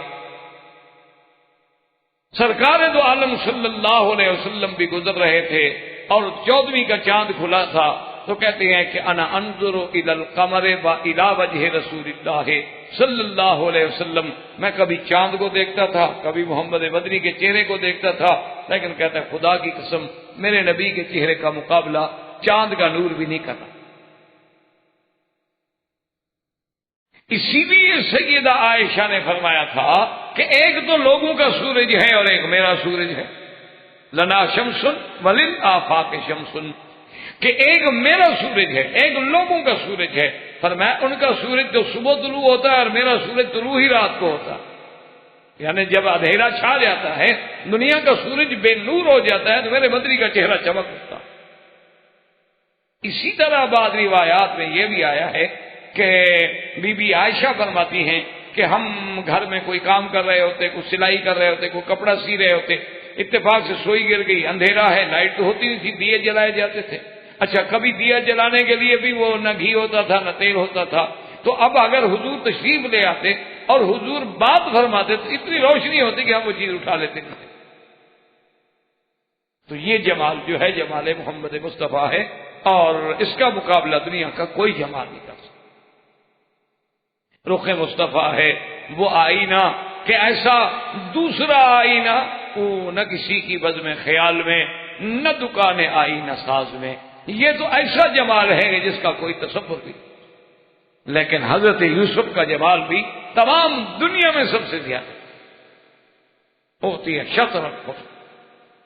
تو جب عزیز مصر نے دیکھا کہ بھی ایسا جمال اور یہ دیکھیں اصولی بات ہوتی ہے کہ آدمی کا چہرہ جو ہے نا جی، وہ اس کے ذہانت پہ، اس کے قابلیت پہ، اس کی متانت پہ، اس کے بردباری پہ، اس کے عالم ہونے پہ، اس کے جاہل ہونے پہ، اس کے بدھو ہونے پہ، چہرہ سب سے بڑا یعنی اس کی دلیل کہ آدمی چہرہ دیکھ کے فوراً اندازہ لگا لیتے ہیں کہ یہ آدمی ذہین ہوگا یا یہ آدمی جو ہے غبی ہوگا.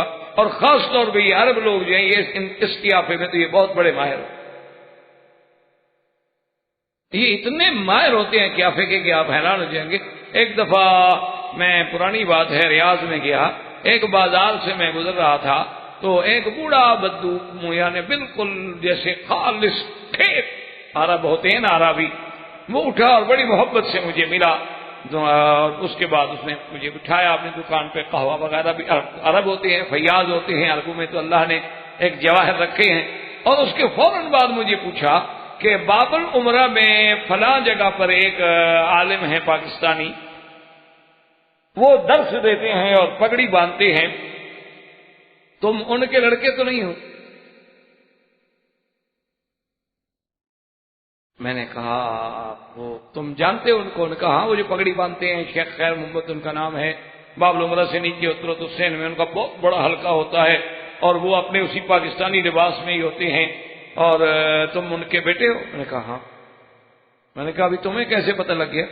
تو اس نے کہا میں نے ان کا ناک دیکھا تھا اور تمہارا ناک دیکھ کے اندازہ لگایا کہ اسی کے بیٹے. اب اندازہ کریں تو یہ عرب میں کمال.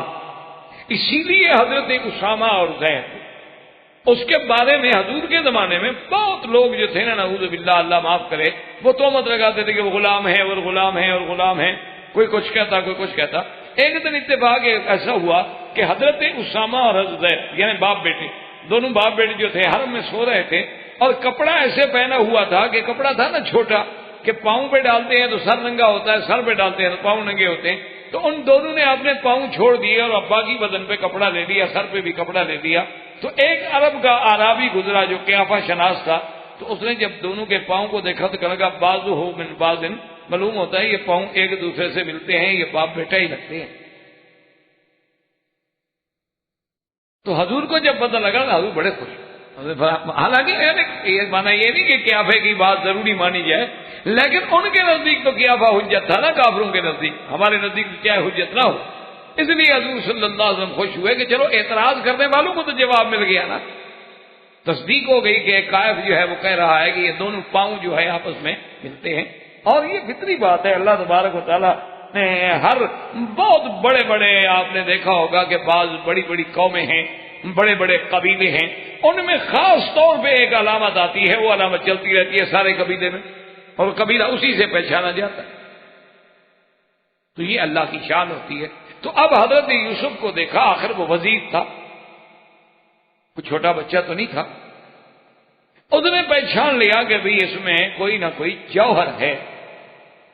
اسی لیے سیدنا ابو بکر صدیق رضی اللہ تعالیٰ عنہ کے والد جب ناراض ہونے لگے نا، ان کی والدہ نے کہا تھا کہ ابو بکر کے ابا ابو بکر سے کچھ نہ کہنا، ان ابنی ھذا لہ شان، یہ میرا بیٹا کچھ بنے گا.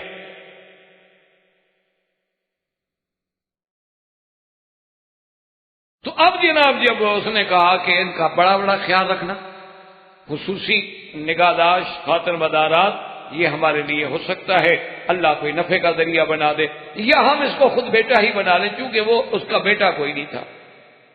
وزیر خزانہ جو ہے اس کا بیٹا کوئی نہیں تھا، لا ولد تھا.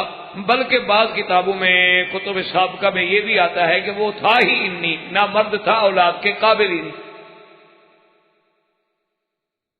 تو اس لیے قرآن نے بس اتنا کہا کہ اس نے اتنا کہہ دیا کہ عَسَىٰ أَن يَنفَعَنَا أَوْ نَتَّخِذَهُ وَلَدًا وَكَذَلِكَ مَكَّنَّا لِيُوسُفَ فِي الْأَرْضِ وَلِنُعَلِّمَهُ مِن تَأْوِيلِ الْأَحَادِيثِ وَاللَّهُ غَالِبٌ عَلَىٰ أَمْرِهِ وَلَٰكِنَّ أَكْثَرَ النَّاسِ لَا يَعْلَمُونَ. اللہ تبارک و تعالیٰ فرماتے ہیں کہ پھر اس طرح ہم نے یوسف کو ٹھکانہ دیا.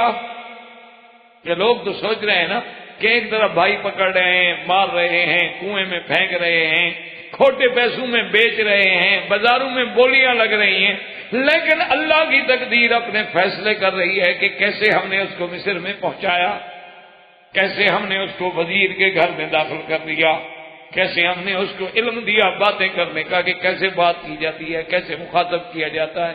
اور بعد نے فرمایا کہ کیسے ہم نے ان کو تعبیر رویا کا علم عطا فرمایا۔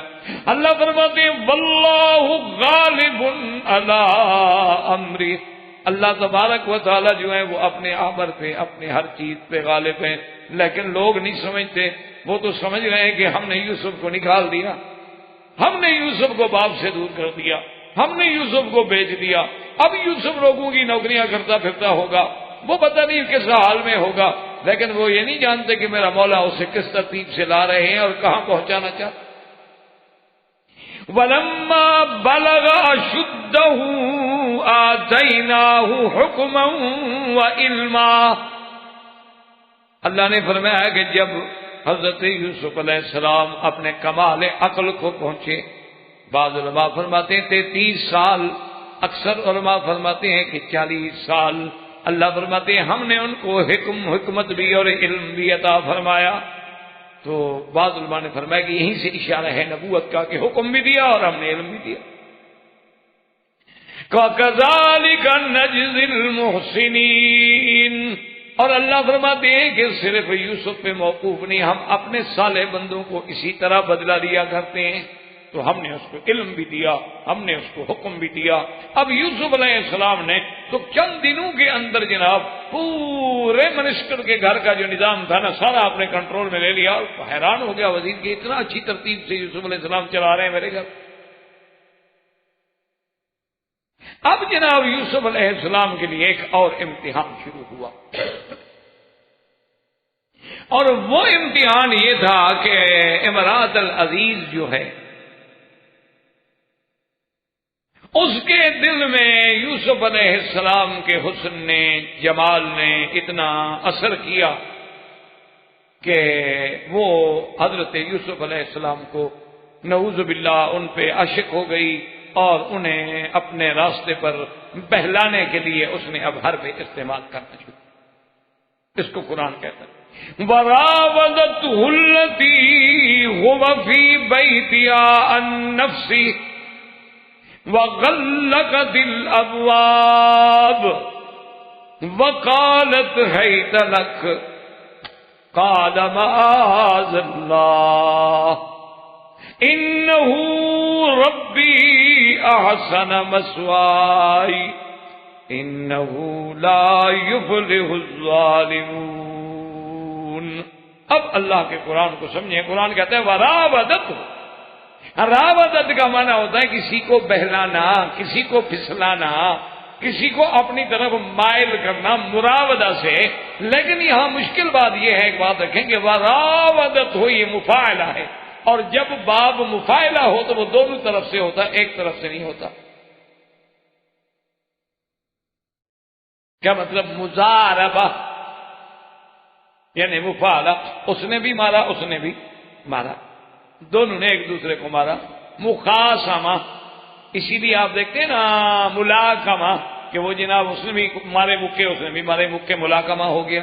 تو جب بھی مفاعلہ کا وزن آئے گا تو دونوں طرف سے ہوگا، اور قرآن کہتا ہے راودت، تو اس کا مطلب یہ ہے کہ یعنی امراۃ العزیز نے بھی پھسلایا اور یوسف علیہ السلام نے بھی، یہ تو دونوں طرف سے ہوا، کیونکہ لفظ قرآن میں جو ہے وہ راودت ہے، اور راودت ہے مراودت سے، مراودت جو ہے علی وزن المفاعلہ ہے۔ تو ایک اللہ کے قرآن میں اس بات کو سمجھنے کی کوشش کریں۔ اس کی وجہ یہ ہے کہ ہم تو قرآن پڑھ کے چلے جاتے ہیں نا، لیکن دشمن ایسا نہیں کرتا، وہ تو ڈھونڈتا رہتا ہے نا باتیں۔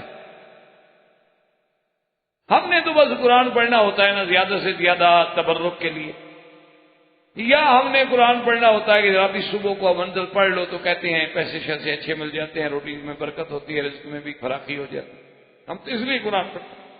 یا کوئی بندہ مرنے لگا تو پڑھتے ہیں کہ چلو جلدی مر جائے، اور اگر کوئی بڑا آدمی ہے تو پھر قبر پہ بھی بیٹھ کے پڑھتے ہیں کہ چلو مرنے والا تو مر گیا لیکن ہماری تو 1 مہینے کی روزی بنا گیا نا، 4 حافظوں کو روٹی کھاتے ہیں۔ اور پھر اس نے قرآن پڑھنا ہے تو اس کو کھانا بھی اچھا دینا پڑتا ہے. تو ہم نے تو، لیکن دشمن تو قرآن پڑھتا ہے اعتراض کرنے، وہ تو قرآن میں ایک لفظ بھی مل جائے تو طوفان کھڑا کر دیتے ہیں پوری دنیا. وہ کہتے ہیں جی آپ کیسے کہتے ہیں کہ نبی معصوم ہوتے ہیں؟ قرآن کہہ رہے راودت، تو اس نے بھی بہلایا، اس نے بھی بہلایا. آپ کا کیسے دعویٰ ہے کہ اللہ کے نبی پاک ہوتے ہیں؟ اور پھر وہ یہ کہتے ہیں کہ جب ایک پیغمبر جو آپ کے نزدیک نبی ہے، اگر وہ ایک عورت کو بہلا پھسلا سکتا ہے تو ہماری کیا حیثیت ہے؟ ہم بھی بہلا پھسلا سکتے ہیں، ہم سے بھی ایسی بات ہو سکتی ہے. تو اس لیے ہمیشہ یاد رکھیں کہ یہاں لفظ تو ہے راودت ہو، لیکن محاورات عرب میں کبھی کبھی لفظ مفاعلہ ہوتا ہے، لیکن دونوں جانب سے نہیں ہوتا، ہوتا ایک جانب سے ہے لیکن وزن مفاعلہ ہوتا ہے. جیسے کہ کوئی حاکم یا بادشاہ کہے عاقبت اللص، میں نے چور کو سزا دی، اس کا معنی یہ تھا کہ چور نے مجھے بھی سزا دی. وہاں بھی وزن مفاعلہ ہے، لیکن ایک طرف ہے، دو طرف نہیں. اچھا، اسی طرح جیسے عرب کے محاورات میں ہوتا ہے کہ داویت المریض، میں نے مریض کو دوا دی، علاج کیا. اب یہ مانا تھوڑا ہے کہ مریض نے میرا علاج کیا، اس نے مجھے دوا پلائی، میں نے مریض کو دوا پلائی، اس لیے کہ یہاں مفاعلہ ہے. تو یہاں ایک طرف سے ہے، وزن مفاعلہ ہے لیکن ایک طرف سے ہے. یہ کوئی قاعدہ کلیہ نہیں ہے کہ مفاعلہ ہو تو دونوں طرف سے. ایک جواب یہ اپنے ذہن میں رکھ لیں کہ مفاعلہ دونوں طرف سے ہوتا ہے اکثر، لیکن کبھی کبھی ایک طرف سے بھی ہوتا ہے. جیسے افعل تفضیل، مانا تو یہ ہوتا ہے نا افعل تفضیل کا بھی، یہ سب سے اچھا ہے. جیسے آپ کہیں نا جی کہ فنجان تو یہ بھی اچھا ہے لیکن یہ سب سے اچھا ہے، مانا یہ بھی اچھا تو ہے لیکن یہ سب سے اچھا ہے. لیکن کبھی کبھی افعل تفضیل اپنے معنی میں نہیں ہوتا. جیسے آپ روز اذان میں کہتے ہیں اللہ اکبر، اکبر تو افعل تفضیل ہے، یعنی اللہ بہت بڑا ہے. بہت بڑا ہے تو چھوٹے تو ہیں، پھر جب وہ بہت بڑا ہے تو پھر اور ایک بڑا بھی ہے، بڑے کے ساتھ اور چھوٹے بھی ہیں، اور یہی تو پھر کافر کہتے ہیں. وہ بھی تو کہتے ہیں کہ بڑا ہے لیکن یہ سارے چھوٹے چھوٹے اسی کے ہیں. اس لیے یہاں اکبر جو ہے افعل تفضیل اپنے معنی میں نہیں آتا بلکہ بمعنی کبیر ہے، اور اس کا معنی اللہ کی کبریائی اور بڑائی کا اعتراف ہے. یہ معنی نہیں کہ وہ بہت بڑا ہے لیکن اس سے کوئی بڑا ہے پھر اس سے کوئی اور چھوٹا بھی ہے، تو اس معنی میں وہ استعمال ہی نہیں. تو اسی لیے یہاں سمجھ لیں کہ وراودت ہو، مفاعلہ تو ہے لیکن ایک جائے. اور اس کا ایک اور جواب جو علماء محققین نے دیا ہے نا، وہ اور بھی لطیف ہے. وہ کیا؟ وہ کہتے ہیں کہ ایک طرف ہوتا ہے فاعل اور ایک طرف ہوتا ہے سبب. سبب نہ ہو تو فاعل نہیں ہوگا، فاعل نہ ہو تو سبب نہیں ہوگا، تو دو چیزیں تو ہو گئی. یعنی بات کو ذرا سمجھیں، کیونکہ قرآن کا ایک آیت سمجھ لو تو بہتر ہے 10 سپارے پڑھنے سے. 10 سپارے پڑھ جائیں اور سمجھ ایک آیت کی بھی نہ ہو تو اس کا تو کوئی فائدہ نہیں. اچھا، وہ کیا مانا مثلا کہ عاقبت اللص، ہم نے چور کو سزا دی. تو عاقب تو معاقبت سے ہے، لیکن چور نے چوری کی، سبب تو بنا نا چوری، تبھی تو سزا دی نا. تو دونوں طرف سے کچھ ہو گیا، ایک طرف سے فاعل ہوا، ایک طرف سے سبب ہوا. داویت المریض، ہم نے مریض کی دوا کی، تو مریض تھا تو دوا کی نا، ورنہ کس کو دوا پلاتے؟ تو اس کا مرض جو تھا وہ سبب بنا دوائی پلانے کا، تو دونوں کا عمل دخل ہو گیا، ایک طرف سے سبب ہو گیا اور ایک طرف سے دوا پلانا ہو گیا. اب دیکھیں قرآن کو سمجھیں کہ وراودتہ التی هو فی بیتہا، اور پھسلایا اور بہلایا اس نے، لیکن اس کا کام پھسلانا ہے، لیکن سبب تو حسن یوسف ہے نا. اگر یوسف اتنے حسین نہ ہوتے تو کبھی اتنے بڑے وزیر کی بیوی ہو کر اپنے غلام کے ساتھ کو بات کرتی، یا اپنے ایک ملازم کو اہمیت دیتی جو خریدا ہوا ہے. ان کے نزدیک تو حضرت یوسف غلام تھے نا، خریدے ہوئے. اشترا، اس نے تو وہ حضرت یوسف کو خریدا ہے. اور آپ جانتے ہیں کہ خریدے ہوئے غلام کی کیا حیثیت ہوتی ہے. آج کل آپ کو پتا ہے، اللہ معاف فرمائے، اللہ معاف فرمائے، کہ بعض ملکوں میں لوگ عورتیں لڑکیاں بیچ دیتے ہیں، وہ دوسرے پیسے دے کے شادی کرتے ہیں. اس لڑکی بیچاری کی ساری زندگی کیا قیمت ہوتی ہے؟ تو خریدی ہوئی. ذرا بات بکواس مت کرو. کون سی میرے گھر میں آئی ہو جناب جہیز لے کر، کوئی برات لے کے گیا تھا میں تمہیں لینے کے لیے؟ میں تمہیں خریدا ہے تم، لہذا جو میں کہوں گا تمہیں کرنا ہوگا۔ تو جب خریدی ہوئی بیوی کا کوئی مقام نہیں تو خریدے ہوئے ملازم کی کیا حیثیت ہوگی؟ اس لیے اصل سبب جو تھا وہ حسن یوسف تھا، تو اب دونوں طرف سے آ گیا نا، ایک طرف سے اس کا پسلانا اور دوسری طرف سے سبب جمال یوسف۔ وراودته التي هو في بيتها عن نفسه، اور اللہ کا قرآن دیکھیں، قرآن کہتا ہے کہ کتنی حالانکہ لمبی بات ہے، التي هو في بيتها، وہ جس عورت کے گھر میں رہتے تھے اس نے بہلایا بھسلایا اللہ نے نام، کیونکہ عورت کی عفت کو ہر لحاظ سے خدا محفوظ رکھنا چاہتے ہیں، اسی لیے علماء نے لکھا ہے کہ عورت کا نام لینا بھی شرعاً جائز الا بضرورت، وہ مجبوری ہے۔ جیسے کہ بی بی مریم کا اللہ نے نام لیا، کیونکہ نسبت کدھر کریں عیسیٰ علیہ السلام، اسی لیے عیسیٰ ابن مریم واذکر فی الکتاب مریم اور سورت مریم، ورنہ اللہ نے اور کسی عورت کا پورے قرآن میں نام نہیں لیا ماں سوائے بی بی مریم کے، کسی میرے نبی کی بیوی کا نام نہیں لیا، کسی پیغمبر کی بیوی کا نام نہیں لیا۔ ضرب اللہ مثل الذین کفروا امرأۃ نوح وامرأۃ لوط، نوح علیہ السلام کی بیوی اور لوط علیہ السلام کی بیوی۔ ضرب اللہ مثل الذین آمنوا امرأۃ فرعون کی بیوی۔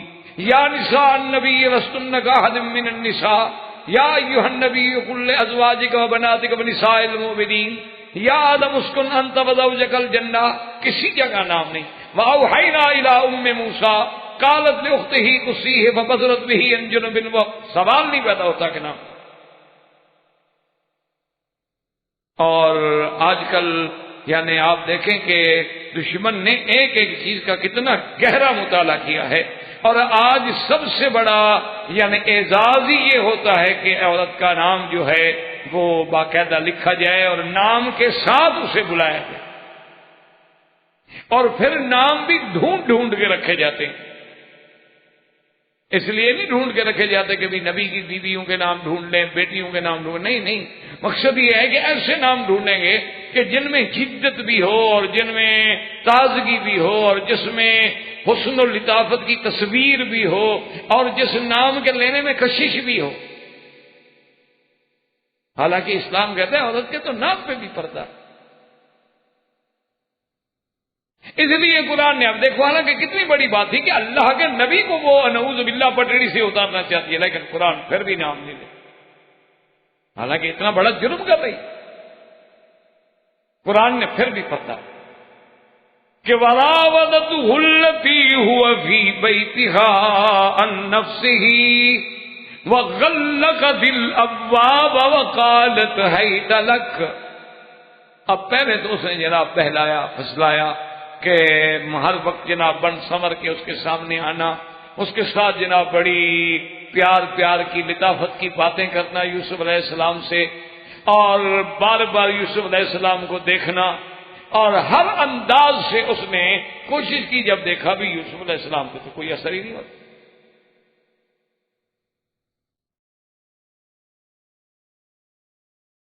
اصل میں میرے خیال میں آپ سو جاتے ہیں یا میں سو جاتا ہوں، کچھ ہوتا ہے اور سامنے بیٹھ کے دل کو چرائے، کوئی ایسی چوری کی خبر خاک لگائے کہ وہ سامنے بیٹھ کے میرے سو رہا ہو تو میں کیا کروں، یا شاید انہیں دو بجے یا تو درس کی لذت میں سو جاتے ہیں، یا یہ ہے کہ تنگ آ کے سو جاتے ہیں جو کچھ دیر سوتا ہے۔ وہ ایک آدمی مثال مشہور ہے نا کہ وہ ایک مولوی تقریر کر رہا تھا، تو ایک آدمی سامنے جو بیٹھا بڑا رو رہا، مولوی بڑا خوش ہوا کہ آج اس کی تقریر میری لگ گئی اس کو کہ یہ بڑا رویا یا۔ تو نماز جب ختم ہوئی، جمعہ ختم ہوا، تو اس کو بڑا شوق سے جا کے مولوی صاحب ملے، کیونکہ یہ تو میرا عاشق ہے، رو رہا تھا۔ کہا ماشاء اللہ بھائی، آپ کو اللہ نے بڑا ماشاءاللہ خشوع خضوع نصیب فرمایا ہے، آپ رو رہے تھے اور آپ کے قلب پہ بڑی دقت آ رہی ہے۔ انہوں نے کہا حضرت آپ جب یوں داڑھی ہلاتے تھے نا تو مجھے اپنا بکرا یاد آتا، میں تو بکرے کو رو رہا تھا، آپ نے سمجھا میں آپ کی تقریر کو رو رہا تھا؟ میں آپ کی تقریر کو نہیں رو رہا تھا، جب آپ یوں کرتے تھے نا، آپ کی داڑھی جو ہے نا میرے بکرے کے بالکل مشابہ۔ تو مجھے وہ بکرا یاد آتا تھا تو میں تو اس کے غم میں ہلکان ہوا جاتا جاؤ یار پھٹے منہ، میں نے سمجھا یہ میری تقریر کا کوئی عاشق ہے، یہ تو اپنے بکرے کا ہی عاشق ہے۔ تو بہرحال جی، تو حضرت یوسف علیہ السلام پر جب اس نے سارے داؤ اپنے حسن کے، جمال کے ازما لیے، کچھ نہ ہو، اس نے کہا چلو پھر ٹھیک ہے، آج طاقت آتی، پھر طاقت ہے، اقتدار ہے، اقتدار تو پھر اندھا ہوتا ہے۔ تو اس نے کیا کیا جی، اس نے حضرت یوسف کو بلایا اور اپنے ملازمہ اور خواتین جو اس کے کام پر تھیں ان کو سمجھا دیا بڑے آرام سے کہ جو یوسف علیہ السلام گزرتے ہیں نا دروازہ بند کرتے جائیں، کیونکہ محلات کے تو دروازے ہوتے ہیں، آپ کو پتہ ہے کوئی ایک دروازہ تھوڑا ہوتا ہے، وہ مین دروازہ ہے، پھر اندر آئیں گے، پھر ٹیبڑی ہے، پھر دالان ہے، پھر آگے جناب صحن ہے، اور اس کے بعد پھر آپ اندر جا رہے ہیں، کیونکہ شاہی محلات ہیں، تو دروازے بند کرتے جائیں تاکہ آج یوسف کو میں نے کسی حال میں موقع دینا ہی نہیں، بس اس لیے قرآن کہتا ہے وَغَلَّقَتِ الْأَبْوَابُ، اور یہ نہیں کہا غلقت، غلقت، بڑی سختی کے ساتھ بند کرا دیے دروازے، اور جب دروازے بند ہو گئے تو اب بالکل کھل کے آ گئی، اب کچھ نہیں بچا، اب اشارہ گنایا نہیں، کھل کے کہا قالت حیت لک، کہا یوسف اب تو آؤ میرے پاس، اب تو میری بات مان لو۔ لیکن اللہ کے نبی نے فوراً فرمایا قال معاذ اللہ، اللہ کی پناہ، کیا کہہ رہی ہے؟ انہ ربی احسن مثوائی انہ لا یفلح الظالمون۔ اب اس میں دو قول ہیں مفسرین کے، بعض مفسرین فرماتے ہیں کہ انہ ربی ضمیر اللہ کی طرف راجع ہے کہ وہ میرا اللہ جس نے مجھے کتنا اچھا ٹھکانہ دیا کہ مجھے بھائیوں نے تو کنویں میں ڈال دیا لیکن قدرت نے مجھے بچا کے یہاں محلوں میں پہنچایا، اب میں اپنے اللہ کی نعمت کا یہی شکر ادا کروں۔ کیا بات! اور بعض علماء فرماتی ہیں کہ نہیں، انہ ربی ضمیر راجع ہے عزیز مصر کی طرف کہ وہ میرا سردار جو ہے جس نے مجھے خریدا ہے، اور اس نے کہا تھا اکرمی مثوا، اس کو بہتر ٹھکانہ دینا، اس نے مجھے گھر دیا، ٹھکانہ دیا، عزت دی، اپنے گھر کا مجھے انچارج بنا دیا، اب میں اس کی عزت پہ ہاتھ ڈالوں۔ کیا کہہ رہی ہے؟ انہ لا یفلح الظالمون، اور یہ پکی بات ہے کہ ظلم کرنے والے کبھی کامیاب نہیں ہوتے، اور اس سے بڑا ظلم کیا ہے کہ نعوذ باللہ اپنے محسن کی بیوی پہ میں عشق کروں۔ کیا کہہ رہی؟ اتنا بڑا حادثے کو اب آگے اب اللہ کے قرآن پہ غور کریں۔ اللہ قرآن وَلَقَدْ هَمَّتْ بِهِ وَهَمَّ بِهَا لولا ان رأى برهان ربه وَلَقَدْ هَمَّتْ بِهِ وَهَمَّ بِهَا لولا ان رأى برهان ربه كذلك لنصرف عنه السوء والفحشاء انه من عبادنا المخلصین۔ اللہ قرآن میں فرماتے ہیں وَلَقَدْ ہمت، پکی بات ہے کہ اس نے ارادہ، اس نے ہم کیا، وَهَمَّ بِهَا، اور یوسف نے بھی ارادہ کیا۔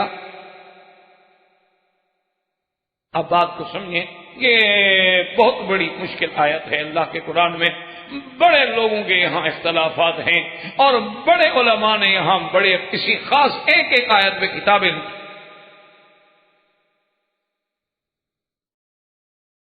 وہ کیسے ہے کہ وہ کہتے ہیں کہ بی بی زلیخا نے بھی ارادہ کیا اور یوسف نے بھی ارادہ کیا، مقصد ہے پھر نبی بھی اگر اس بات کا ارادہ کر لے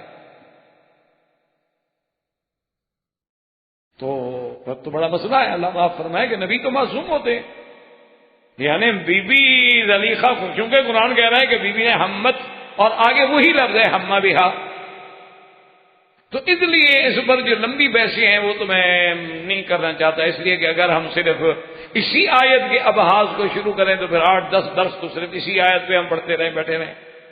اس لیے خلاصہ میں عرض کر دیتا ہوں کہ یاد رکھیں کہ ایک تو لفظ ہے ہم، اور ایک ہے حاجس، ایک ہے خاطر، ایک ہے حدیث النفس، اور ایک ہے عزم۔ یہ مراحل ہوتے ہیں دل میں، یعنی پہلے ہم، پھر ہم سے بنتا ہے حاجس، حاجس کے بعد خاطر، خاطر کے بعد حدیث النفس، حدیث النفس کے بعد اب عزم۔ تو یاد رکھیں کہ ہم سب سے کم درجہ ہے، اس لیے بعض علماء فرماتے ہیں کہ اگر اتنے درجے کا ہم ہو بھی تو وہ گناہ نہیں ہوتا، کہ دل میں خیال کا آ جانا، خیال کا آنا دل میں جو ہے، یا کسی وسوسے کا دل میں گزر جانا، انہوں کہتے ہیں وہ تو عیب ہے ہی نہیں، گناہ ہے ہی نہیں۔ تو اگر حضرت یوسف علیہ السلام کے دل میں بھی ہم آیا یا خیال آیا تو وہ تو ایک وسوسے کی حد تک ہے، اور جو اللہ کے ہاں بھی قابل مواخذہ نہیں ہے، قابل معافی ہے، تو پھر اس کو ہم یہ تصور ہی کیوں کریں کہ یوسف علیہ السلام سے گناہ ہوا؟ گناہ تو ہوا ہی نہیں، تو ہم میں صرف ایک جواب یہی کہ بھئی وہ تو حاجس بھی نہیں بنا، خاطر بھی نہیں بنا، حدیث نفس بھی نہیں بنا، وہ عزم بھی نہیں بنا، وہ تو صرف ہم تھا، اور کم سے کم درجہ جو ہے وہ ہم ہے ایک۔ اور دوسری بات یاد رکھیں کہ ایک حدیث مبارک ہے میرے آقا کی سرکار دو جہاں صلی اللہ علیہ وسلم کی، آپ نے فرمایا کہ انسان من ہم بحسنۃ، جب آدمی اپنے دل میں کسی نیکی کا ہم کرے، ارادہ کرے، اللہ فرماتے ہیں فرشتے کو لکھ لو۔ اللہ میاں اس نے کیا تو نہیں ہے، ارادہ ہی کیا ہے، ارادہ کیا ہے کہ یار آج رات جو ہے نا انشاءاللہ جا کے جلدی سو جائیں گے، صبح کی نماز حرم میں ہی پڑھیں۔ بھائی حرم کی جماعت کا جو مزہ آتا ہے وہ مسجد کی جماعت کا تو نہیں آتا۔ بھئی یار کیا ہے، نماز پڑھ کے جلدی آ جائیں گے، بولے کہ نماز حرم میں پڑھیں، ارادہ کہ نہیں جا سکا۔ اللہ فرماتے کبھی ارادہ تو کیا نا اس نے۔ آپ نے دیکھا ہوگا نا بعض اوقات تبلیغی جماعت والے بزرگ جب آتے ہیں نا تو وہ جب لوگوں کو تیار کرتے ہیں کہتے ہیں اچھا میاں چلو نہ چلو، نیت تو کر لو۔ بھائی نیت کر لو وقت لگانے کی، نہ جانا، کیونکہ نیت المومن خیر من عملہ، نیت ہی اچھی ہوتی ہے اور نیت میں ہی ثواب ملنا شروع ہو جاتا ہے، چاہے آپ نہ بھی کر سکیں۔ تو حضور نے فرمایا کہ اللہ فرماتے ہیں فرشتے سے کہ میرے بندے نے ہم کیا ہے، چاہے نہیں کر سکا نیکی لکھ دو، اگر کرے تو پھر تو 10 گنا لکھ دو۔ اگر اسی ہم پر عمل کر کے نیکی کر لی، من جاء بالحسنۃ فلہ اجر امثالھا، 10 گنا لکھ دو۔ اچھا جب من ہم بسیئۃ، اس نے برائی کا ارادہ کیا، اللہ فرماتے ہیں نہ لکھ، کیوں؟ اس نے برائی کی تو نہیں نا۔ اچھا اگر کر لے تو 1 لکھو۔ اچھا برائی کا ارادہ کیا لیکن پھر چھوڑ دیا، برائی کا ارادہ کیا لیکن اللہ کے خوف سے چھوڑ دیا، اللہ فرماتے ہیں یہ بھی نیکی لکھ لو کہ چلو دل میں ارادہ تو آیا تھا اس کے برائی کا، لیکن پھر میرے خوف سے اس نے چھوڑ تو دیا نا، تو لہذا یہ بھی اس کی نیکی ہے۔ تو بعض علماء فرماتے ہیں کہ اگر ہم بھی ہو اور اس کے بعد یوسف علیہ السلام نے اس پہ عمل نہیں کیا تو وہ بھی تو نیکی لکھی جائے گی، تو لہذا یوسف علیہ السلام کا اس میں گناہ کیا ہے؟ یوسف علیہ السلام کا اس میں کوئی گناہ نہیں۔ 2 باتیں۔ تیسری بات یہ یاد رکھیں کہ ہمارا جو ہمارے اکابر کا، علماء کا تحقیق بھی ہے اور عقیدہ بھی ہے کہ اللہ کے تمام انبیاء ہر چھوٹے بڑے گناہ سے پاک، ہم نبیوں کو معصوم کرتے ہیں، اللہ کے نبی گناہوں سے پاک۔ اگر اللہ کے نبی سے بھی گناہ ہوتا تو پھر دشمن چھوڑ دے، وہ تو اللہ کے انبیاء کی نیکیوں کو بھی نعوذ باللہ غلطیاں بنا کے پیش کرتے ہیں اعداء اسلام، اور اگر خدا نہ خواستہ اللہ کے نبیوں سے گناہ ہو جاتے تو پھر تو دشمن تو کبھی خام ہوتے۔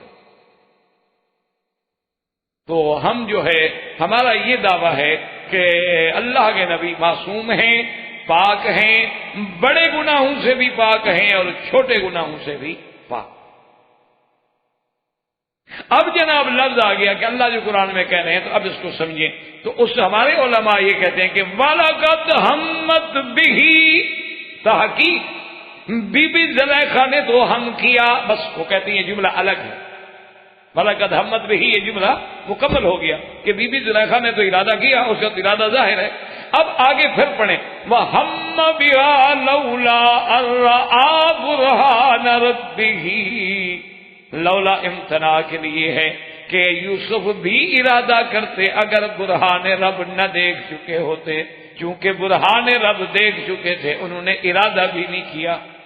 وَهَمَّ بِهِ لَوْلَا أَن رَّأَىٰ بُرْهَانَ رَبِّهِ، یعنی اگر برہان رب اللہ کی دلیل ان کے سامنے نہ ہوتی تو وہ بھی ہم کر بیٹھتے، لیکن چونکہ ان کے سامنے برہان رب ہے انہوں نے ہم کیا. احباب کرام، اس کے بعد اب آپ اس مبارک سلسلے کی CD نمبر 12 سماعت فرمائیں.